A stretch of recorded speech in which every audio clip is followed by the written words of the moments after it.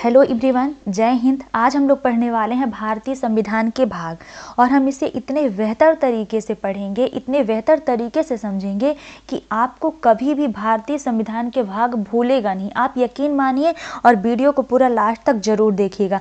इसे हम किसी ट्रिक से नहीं पढ़ेंगे बल्कि एक समझ से पढ़ेंगे, एक भाव से पढ़ेंगे कि वो समझ ऐसी होगी कि आपके दिमाग में एक बार बैठ जाने के बाद वो दोबारा कहीं जाने वाली नहीं है। तो चलिए शुरू करते हैं। यहाँ पर हम क्या पढ़ने वाले हैं? भारतीय संविधान के भाग। देखिए पहला भाग देखते हैं। तो पहला भाग है भाग 1। संविधान का पहला भाग कौन सा है? भाग 1। और इसमें वर्णन है संघ और उसके राज्य क्षेत्र का, ठीक है। और अनुच्छेद हैं 1 से 4, ठीक है। हम इसे इस भाव से समझेंगे कि जैसे मान लीजिए एक आदमी है, जैसे कि हम हैं, तो हम पहले आएंगे, भारत में आते हैं। तो भारत में आने से पहले हम जब आएंगे तो हमको ये होता है कि हम रहेंगे कहाँ, हमको स्थान कहाँ मिलेगा। तो सबसे पहला स्थान हम, ये जो इंसान है, इंसान नामक व्यक्ति यहाँ खड़ा है, तो ये सबसे पहले कहाँ आता है? आएगा संघ और उसके राज्य क्षेत्र में, यानी भारत में आएगा। भारत क्या है? भारत राज्यों और उसके राज्य क्षेत्रों का संघ है। तो सबसे पहले इंसान कहाँ आता है? भाग 1 में आता है। और ये भाग 1 के अनुच्छेद 1 से 4, भाग 1 में कितने अनुच्छेद हैं? तो अनुच्छेद 1 से 4 भाग 1 में वर्णित हैं, ठीक है। तो हाँ, इस तरीके से समझेंगे, शायद समझ में आ रहा होगा कि एक इंसान है, मानिए एक इंसान है, वो इंसान सबसे पहले आया कहाँ? भारत में, ठीक है। तो भारत में आए, भारत क्या है? भारत संघ है। तो भारत संघ और उसका राज्य क्षेत्र है। तो संघ का वर्णन किसमें है? संविधान के भाग 1 में है। संविधान के भाग 1 में संघ और उसके राज्य क्षेत्रों का वर्णन है, यानी भारत के कितने राज्य होंगे और उन राज्यों की सीमाएं क्या होंगी या उनका क्या नाम होगा, ये सब वर्णन किसमें है? संविधान के भाग 1 में और अनुच्छेद 1 से 4 में है, ठीक है। तो नागरिक आया, सबसे पहले कहाँ आया? भारत में आया, ठीक है। तो भारत में आया, पहला कदम उसका भारत में रखा गया। तो संविधान के भाग 1 में किसका वर्णन है? भारत का, यानी संघ और उसके राज्य क्षेत्रों का वर्णन है, ठीक। भाग 2 को देखते हैं। यदि 2-3 बार ये वीडियो आपके माइंड में आप देखेंगे और आपके माइंड में बात राउंड करेगी तो आपको ऑलरेडी याद हो जाने वाला। दूसरा है भाग 2। तो जब नागरिक आया, भारत में रुक गया, भारत में रहने लगा, ठीक है। अब भारत में रुका तो वो सोचेगा कि हम तो भारत में आ गए, लेकिन हमारी पहचान क्या है कि हम भारत में हैं। और क्या पता कि आज हम भारत में हैं और कल कोई हमको भगा दे या हमको कोई यहाँ से निकाल दे, हमारी ज़मीन हड़प ले। तो भारत में आने से पहले सिक्योरली कि हाँ हम भारत में हैं, भारत में रहते हैं, तो इसके लिए क्या चाहिए? नागरिकता। तो क्या मिलेगी? नागरिकता। भाग 2 में क्या हुआ? नागरिकता। और नागरिकता का वर्णन अनुच्छेद 5 से 11 में। किसमें वर्णन है? अनुच्छेद 5 से 11 में वर्णन है नागरिकता का। यानी सबसे पहले नागरिक आया, वो इंसान आया यहाँ, तो आया तो कहाँ आया? भारत में आया, है ना, भारत में। तो भारत क्या है? भारत संघ और राज्य क्षेत्रों का एक संघ है। भारत जो है तो संघ है, राज्यों और केंद्र शासित प्रदेशों का संघ हुआ भारत। तो वो नागरिक रुका भारत में। अब भारत में आया तो वो सोचता है कि हमारा प्रमाण क्या है? तो वो मांगेगा नागरिकता। तो दूसरा कदम किस में गया? नागरिकता में गया। तो भाग 2 में किसका वर्णन है? नागरिकता का वर्णन है। तो अनुच्छेद 5 से 11 में नागरिकता का वर्णन है, ठीक है। अब भारत का नागरिक तो ये इंसान बन गया, जो ये इंसान है तो ये तो आया, भारत का नागरिक बन गया, लेकिन सोचता है कि हम तो नागरिक हो गए, लेकिन हमारा अधिकार क्या है कि हाँ हम नागरिक हैं। और क्या पता कि हम नागरिक तो हैं, लेकिन कल कोई हमारी ज़मीनें हमसे हड़प ले या हमको कल कोई किसी स्कूल में एडमिशन ना दे। तो इसके लिए क्या हुआ कि हमको अधिकार चाहिए कि हमारा क्या अधिकार है। तो ये जब नागरिक जो इंसान था ये भारत में आया तो रुका, और भारत में आया तो भाग 1 में भारत पहला स्टेप गया इसका भारत में। तो भाग 1 में वर्णन हो गया भारत संघ और राज्य क्षेत्रों का, और भाग दूसरा कदम उसने रखा कि हमको नागरिकता चाहिए। तो भाग 2 में क्या हुआ? नागरिकता। और तीसरा कदम वो रखता है ये नागरिक कि अब हमको नागरिकता तो मिल गई, तो हमारे अधिकार क्या हैं? तो मौलिक अधिकार। तीसरा कदम उसका कहाँ गया? मौलिक अधिकार में गया। तो भाग 3 में किसका वर्णन है? भाग 3 में वर्णन है मौलिक अधिकार का, ठीक है। और मौलिक अधिकार कितने अनुच्छेद में है? तो अनुच्छेद 12 से 35 तक मौलिक अधिकारों का वर्णन है ना। यानी संविधान के भाग 1 में भारत का वर्णन है, भारत संघ और राज्य क्षेत्रों का वर्णन है। उसमें अनुच्छेद हैं 1 से 4। दूसरे भाग में वर्णन है नागरिकता का और 5 से 11 तक अनुच्छेद उसमें शामिल हैं। तीसरे भाग में वर्णन है मौलिक अधिकार का, उसमें अनुच्छेद 12 से 35 तक अनुच्छेद शामिल हैं। ठीक है, अगला हम देखते हैं कि अब हमने तो मौलिक अधिकार भी दे दिया, अब उसको अधिकार तो मिल गया, तो भारत, पहले ही हम बता रहे हैं कि भारत जो है तो राज्य और केंद्र शासित प्रदेशों का संघ है, इनमें बटा हुआ है। यानी भारत जो अखंड भारत है उसका कुछ हिस्सा राज्यों में बटा है और कुछ हिस्सा केंद्र शासित प्रदेशों में बटा है। ठीक है, अब जैसे मान लीजिए वो इंसान आया तो राज्य में रुका हुआ है, कहाँ रुका हुआ है, राज्य में रुका हुआ है ये इंसान, है ना। तो अब सोचेगा कि हम पहले स्थान में मिला हमको भारत, दूसरा हमने भारत से मांगी नागरिकता, तीसरा हमने मांगा मौलिक अधिकार। अब इतना तो हमको मिल गया, लेकिन क्या पता, इतना तो हमको भारत संघ ने दे दिया, लेकिन क्या पता कि हमको जो राज्य है वो हमको सेवाएं ना दे, वो हमारे कल्याण के लिए कार्य ना करे। तो वो मांगता है राज्य से। जब वो ये मौलिक अधिकार पा गया और अपना स्थान भी देख रहा है कि मतलब मैं राज्य में हूँ, तो मांगता है राज्यों से। तो भाग 4 में किसका वर्णन है? भाग 4 में वर्णन है राज्य के नीति निदेशक तथ्यों का वर्णन है, और अनुच्छेद है 36 से 51 तक, है ना।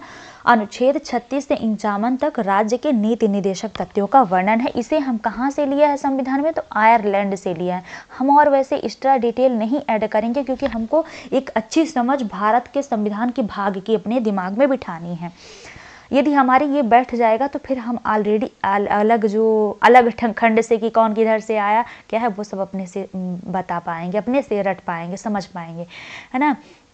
तो जब नागरिक आया तो उसका चौथा कदम गया कि ये जो हम राज्य में रह रहे हैं, भारत ने तो हमको सब दे दिया, लेकिन भारत ने हमको सब दिया, लेकिन ये जो खंड रूपी स्थान में हमको निवास दिया है, तो ये क्या पता कि राज्य हमको सेवाएं ना दे, हमारे हित में कार्य ना करे जो सरकारें हैं। तो उसने मांगने लगा राज्य से भी कि आप भी हमको मतलब सही बताओ, नीति निदेशक, हमारे नीति के हिसाब से निदेशक तत्व तो बताओ। तो भाग 4 हुआ राज्य के नीति निदेशक तत्वों में, और इसका वर्णन है अनुच्छेद 36 से 51 तक। ठीक है, अब अगला है भाग 4A। 4A ये कहीं कहीं आपको हिंदी में लिखा मिलेगा भाग 4 का। ठीक है, तो ये एक ही चीज़ है। ठीक, तो भाग 4, अब भाग 4 का में देखते हैं। तो अब भारत ने भी मौलिक अधिकार भी दिया, नागरिकता भी दी, राज्य ने निदेशक तत्व भी दे दिया, भारत ने भी रहने के लिए स्थान दे दिया। अब भारत और राज्य ये दोनों मिलकर अपेक्षा करेंगे कि इस नागरिक का कर्तव्य क्या होना चाहिए। हमने तो सब दे दिया, लेकिन इसका क्या होना चाहिए। तो भाग 4 का में है मौलिक कर्तव्य। ठीक है, अब राज्य ने हमको निदेशक तत्व देने के बाद हमसे मौलिक कर्तव्य मांगने लगा कि भाई हम तो आपको इतना दे रहे हैं, तो आप हमारे झंडे का सम्मान ना करो, आप हमारे राष्ट्रपति का सम्मान ना करो, हमारे मुख्यमंत्री जी का सम्मान ना करो, है ना। तो भाग 4 का में हुआ मौलिक कर्तव्य। किसका वर्णन है? भाग 4 का में मौलिक कर्तव्य का वर्णन है। ये अलग से जोड़ा गया है, मूल संविधान में नहीं था, स्वर्ण सिंह समिति की सिफारिश में मौलिक कर्तव्यों को जोड़ा गया था। तो अनुच्छेद 51 का में वर्णन है मौलिक कर्तव्य का। अब मौलिक कर्तव्य भी मिल गया हमको। अब हमारी बारी, अभी तक तो भारत की बारी थी, तो भारत ने हमको बता दिया, दे दिया। जैसे हम इंसान थे, एक बार फिर से रिवीजन करते हैं। ये इंसान है, इसने आया कहाँ आया? भारत में आया। सबसे पहले कहाँ मिला? ये भारत में। ये इंसान खड़ा हुआ भारत में। तो भारत भाग 1 में वर्णन हो गया, भारत के संघ और राज्य क्षेत्रों का। ठीक है, अब इसने भारत पे खड़े होकर मांगी इस भारत से नागरिकता। तो भाग 2 में क्या हुआ? नागरिकता। भाग 2 में नागरिकता देने के बाद इसने मांगना शुरू किया कि मौलिक अधिकार चाहिए। तो भाग 3 ने दिया मौलिक अधिकार, है ना। भाग 3 में मिल गया मौलिक अधिकार। अब भाग 4 में मिला इसको नीति निदेशक तत्व। इसने मौलिक अधिकार पाने के बाद राज्य से भी मांगने लगा कि आप भी हमें दो, है ना। तो उसमें मिला, भाग 4 में आपको मिला, 1 में मिला भारत, 2 में मिली नागरिकता, 3 में मिला मौलिक अधिकार, और 4 में मिला, भाग 4 में मिला नीति निदेशक तत्व। नीति निदेशक तत्व, अब नीति निदेशक तत्व देते ही राज्य ने मांगने लगा इससे मौलिक कर्तव्य इसके। तो 4 का में हुआ मौलिक कर्तव्य।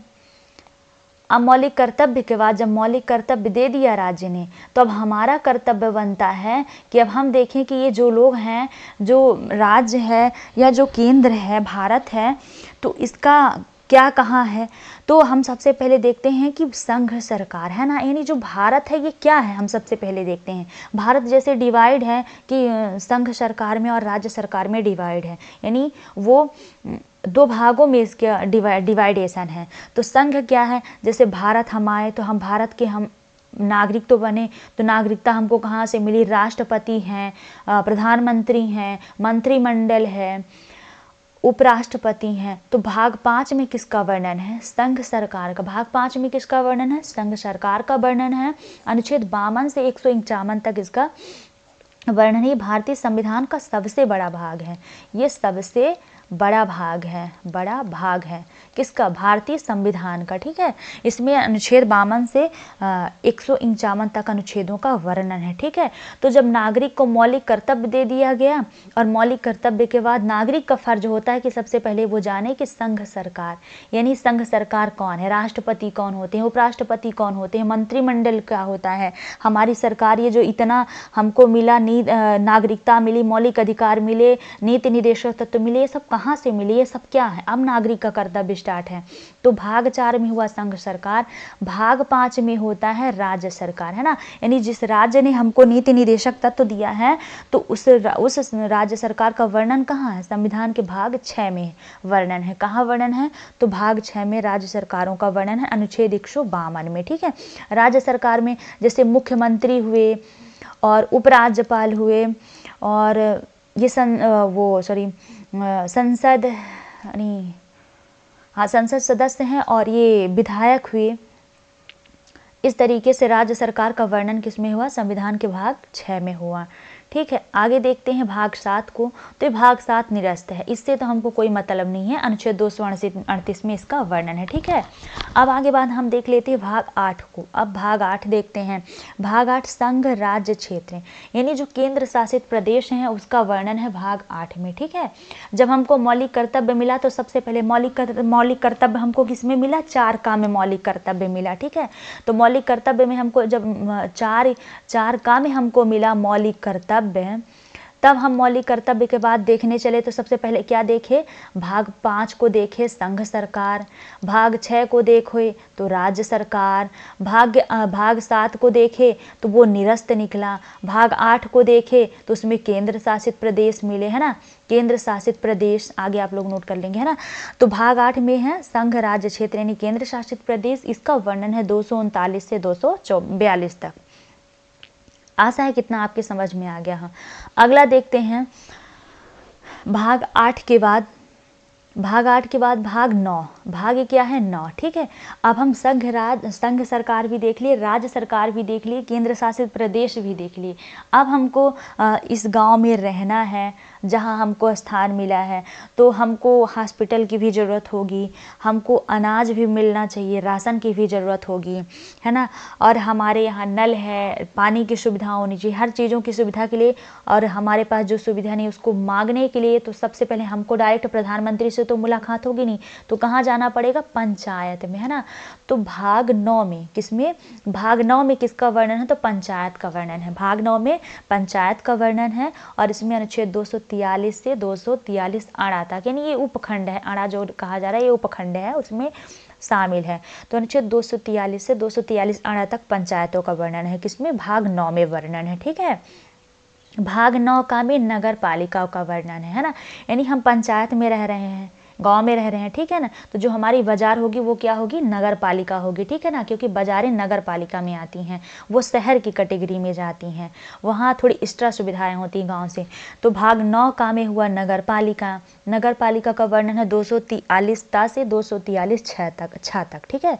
अब 9 खा में सहकारी समितियों का वर्णन है, ठीक है। सहकारी समितियां कहने का मतलब कि जो ये कार्य कर रही हैं, तो कहीं ना कहीं इसमें समितियां भी एकजुट होती हैं, और उस समितियां मिलके जो पंचायतों की व्यवस्था है वो कुछ ना कुछ समितियों में बटी रहती हैं, और उसके द्वारा किया जाता है। तो 243 ZH से 243 ZT तक वर्णन है सहकारी समितियों को, ठीक है।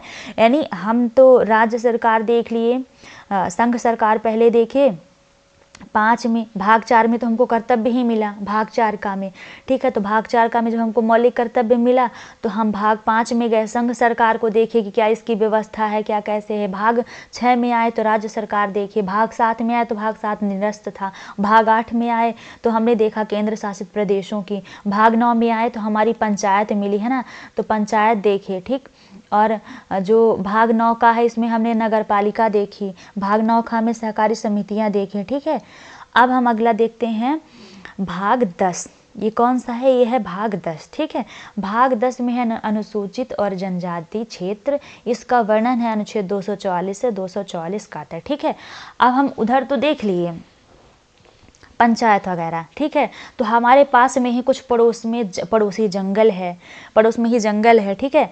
और उस जंगल में कुछ ट्राइबल यानी जनजाति लोग रहते हैं जो कि जंगल से प्रेम करते हैं, ठीक है। जो जनजाति लोग होते हैं वो लोग जंगल से बहुत प्रेम करते हैं। वो वहाँ के फूलों को खा करके अपने पेट का भरण पोषण करते हैं, वहाँ की जड़ों को, छालों को पहन करके अपना तन ढकते हैं और उसको भी बेहद पसंद करते हैं, ठीक है।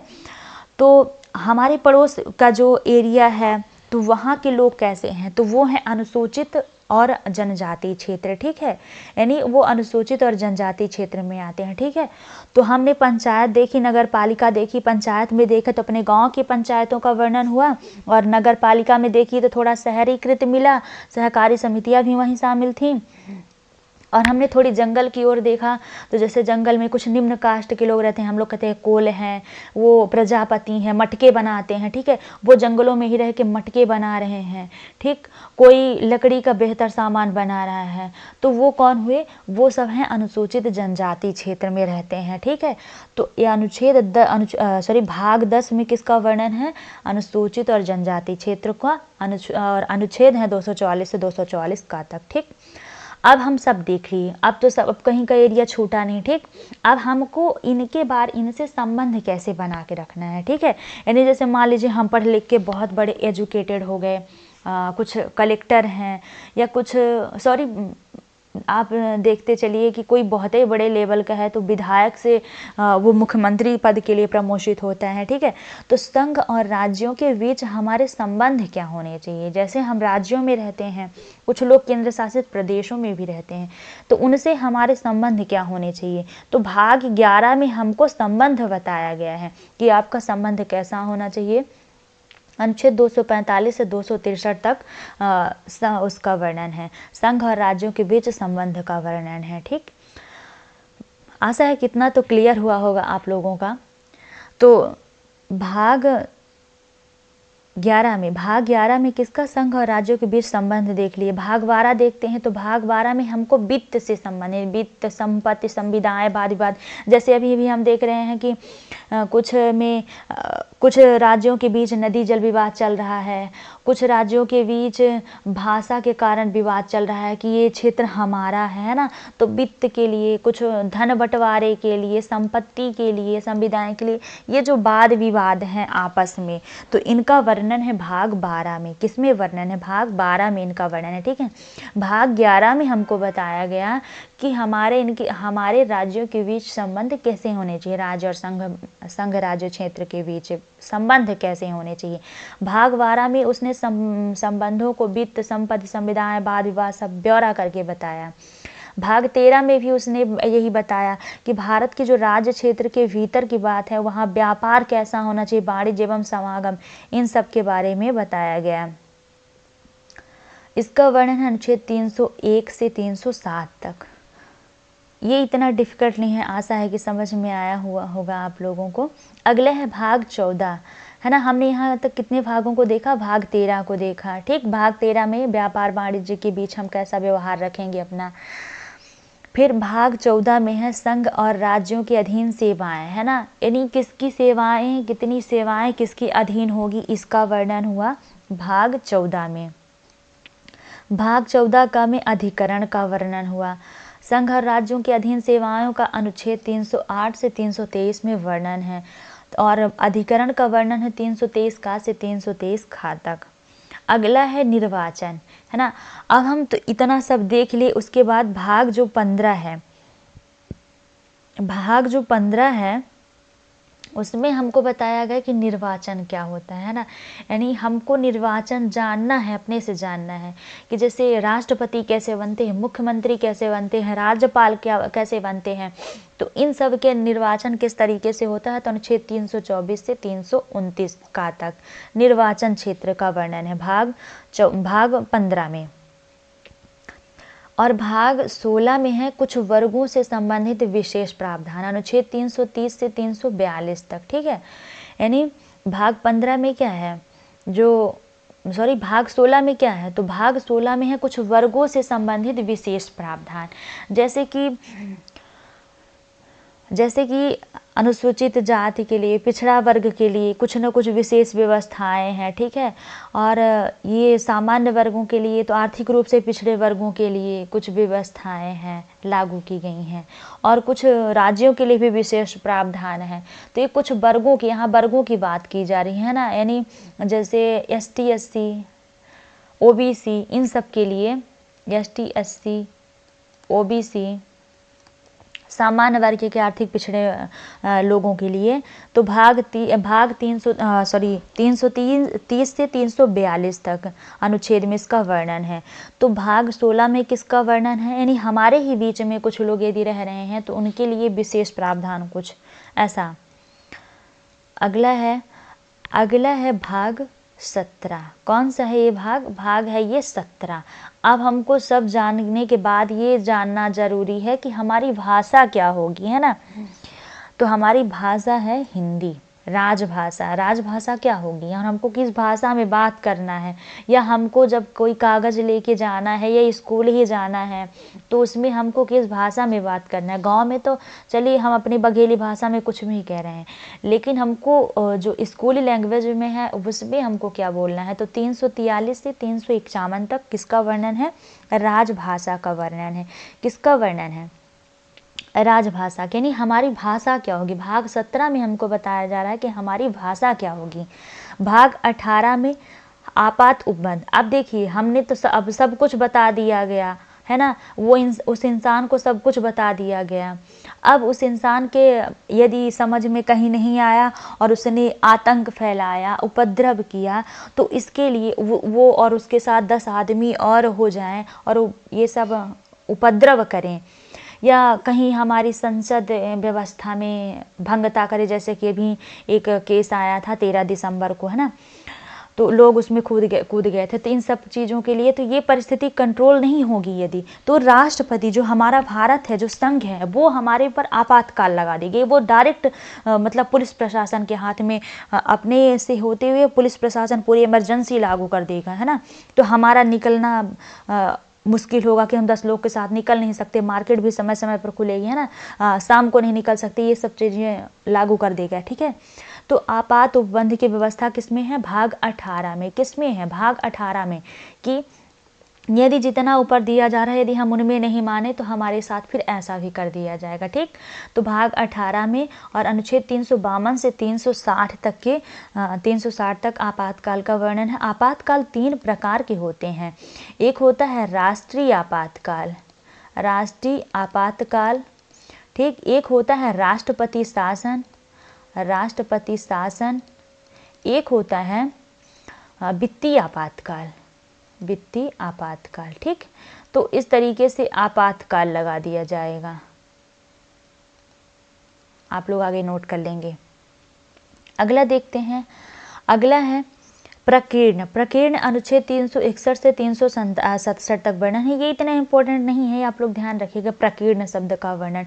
और संविधान के भाग 20 में वर्णन है संविधान संशोधन का। किसका, जैसे मान लीजिए कहीं भी कोई व्यवस्था सही नहीं चल रही है, कोई गलत कानून भी आ गया, तो उसमें संशोधन की जो प्रक्रिया होगी तो अनुच्छेद 368 में होगी, ठीक है, संविधान के भाग 20 में। संविधान का भाग 21 में अस्थायी, संक्रमणशील और विशेष उपबंध हैं, ठीक है, यानी ये मतलब कोई विशेष स्थान के लिए ऐसा है। और भाग 22 में है संक्षिप्त नाम, प्रारंभ, हिंदी में प्राधिकृत पाठ और निरसन। ये इतना इम्पोर्टेंट नहीं है। अनुच्छेद 393 से 395 तक भाग 22 का वर्णन है। भाग 21 का वर्णन है अनुच्छेद 369 से 392 तक। देखिए हम आज भी डाउट में रहते हैं कि वर्तमान में संविधान में कितने भाग हैं, तो भाग उतने ही हैं। संविधान में भाग कितने, भाग 22 ही हैं। और अनुच्छेद की बात करें तो अनुच्छेद भी 395 ही हैं। आज भी अनुच्छेद 395 ही हैं। जो कहीं आपको 400, कहीं 450, कहीं 490, 465 जो भी लिखने को सुनने को मिलता है, तो वो केवल उपबंध जोड़े गए हैं, वो भाग नहीं जोड़े गए हैं। उपभाग जोड़े गए हैं, उप अनुच्छेद जोड़ेंगे। जैसे भाग 22 हमने पढ़ा अनुच्छेद, जैसे 9 का 9 खा पढ़ लिया, 14 का पढ़ लिया, इस तरीके से, ठीक है। तो वर्तमान में भी संविधान में 22 भाग हैं और अनुच्छेद 395 ही हैं, ठीक है। अब एक बार देख लेते हैं कि रिवीजन में कि रियल में याद हुआ कि नहीं याद हुआ आप लोगों को, एक बार देख लेते हैं।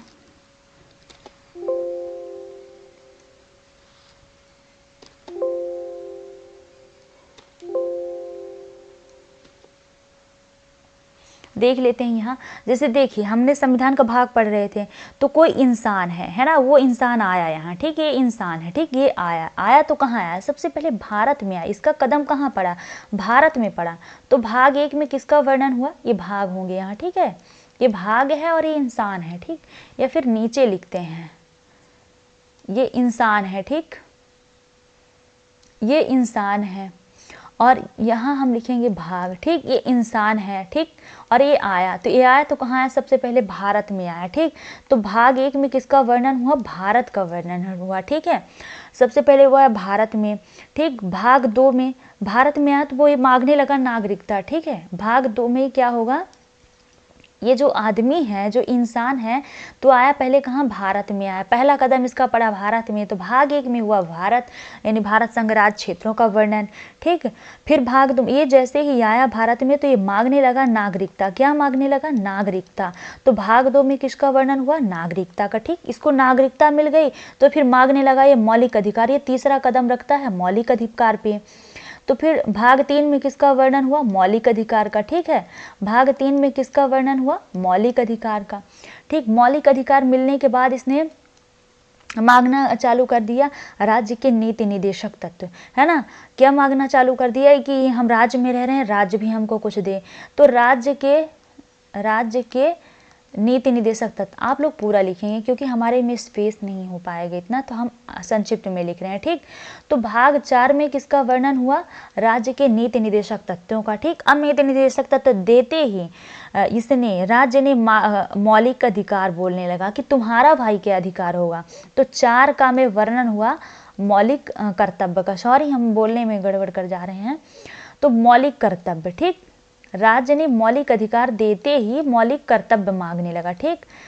जो राज्य है वो राज्य जो है तो नीति निदेशक तत्व देते ही मौलिक अधिकार मांगने लगा, ठीक। तो बार बार माइंड से वही निकल जा रहा है, आप लोग इग्नोर करिएगा। मौलिक कर्तव्य मांगने लगा, तो 4 का में किसका वर्णन हुआ, मौलिक कर्तव्य का वर्णन हुआ, ठीक। अब मौलिक कर्तव्य देते ही इसने शुरू किया तो इसका कर्तव्य बना। तो ये सबसे पहले देखने चला कि संघ सरकार क्या होती है। तो भाग 5 में इसने अगला कदम संघ सरकार पे रखा कि क्या होती है संघ सरकार। तो भाग 5 में संघ सरकार, भाग 6 में आई राज्य सरकार। संघ को देखने के बाद इसने राज्य सरकार को देखने चला, तो भाग 6 में आई राज्य सरकार, ठीक। अब राज्य सरकार को देखने गया, अब देखने के बाद भाग 7 देखा तो भाग 7 निरस्त रहा, ठीक। भाग 8 में दौड़ा, 7 निरस्त है, ठीक। अब 8वां कदम इसने इंसान ने रखा, 8वां कदम रखा केंद्र शासित प्रदेशों पे। तो भाग 8 में हुए केंद्र शासित प्रदेश, आप लोग पूरा लिखिएगा। भाग 8 में हुए केंद्र शासित प्रदेश। अब इनको देखने के बाद इसने सोचा कि हमने बाहर का तो पूरा देख लिया, अब अपने इधर गांव का अंदर का देखते हैं। तो उसके बाद इसने देखा भाग 9, ठीक है। केंद्र शासित प्रदेश को देख के आया तो ये देखने चला पंचायत थी भाग 9 में, ठीक। पंचायत के बाद इसने देखा नगर पालिका, तो नगर पालिका 9 का में वर्णित थी। इसके बाद इसने देखा सहकारी समिति, तो सहकारी समिति वर्णित थी 9 खा में। और 9 खा के बाद फिर इसने क्या किया, इसने देखा कि ये जो अनुसूचित क्षेत्र है ये क्या होते हैं। तो अनुसूचित जनजाति क्षेत्र जो भी है इनको देखने चला, तो इनका वर्णन हुआ 10 में। भाग 10 में, ठीक, अनुसूचित और जनजाति क्षेत्रों का, ठीक। उसके बाद भाग 11 में इसने अगला कदम रखा, तो इसको ये देखने को मिला कि हमारे संबंध, इसको संविधान की तरफ, इसके कर्तव्य शुरू है ना इस आदमी के, तो कर्तव्य में आया कि हमको जो केंद्र है और जो राज्य हैं, संघ राज्यों के बीच संबंध कैसे होने चाहिए, संघ राज्यों के बीच संबंध आप लोग आगे लिखेंगे। तो भाग 11 में संबंध का वर्णन हुआ। भाग 12 में वैसे प्रशासनिक संबंध तो हुए, लेकिन वित्त, संपत्ति, संविदाएं, बाद ये सब कैसे होने चाहिए, तो भाग 12 में इनका वर्णन मिला इसको। और भाग 12 के बाद भाग 13 में इसके व्यापार के बारे में जिक्र हुआ। आप लोग नोट करेंगे, स्पेस कम है यहाँ। तो भाग 13 में इसका वर्णन हुआ व्यापार का। और फिर व्यापार के बाद इसका सेवाएं क्या होगी इन दोनों के बीच में, सेवाएं। तो भाग 14 में इसको वर्णन मिला सेवाओं के बारे में, ठीक। भाग फिर 14 का में अधिकरण है, 14 का में अधिकरण देखने को मिला। 15 में देखने को मिला इसको निर्वाचन, यानी कैसे हम, किस तरीके से निर्वाचन होता है राष्ट्रपति का, प्रधानमंत्री का, मुख्यमंत्री का, इन सब का।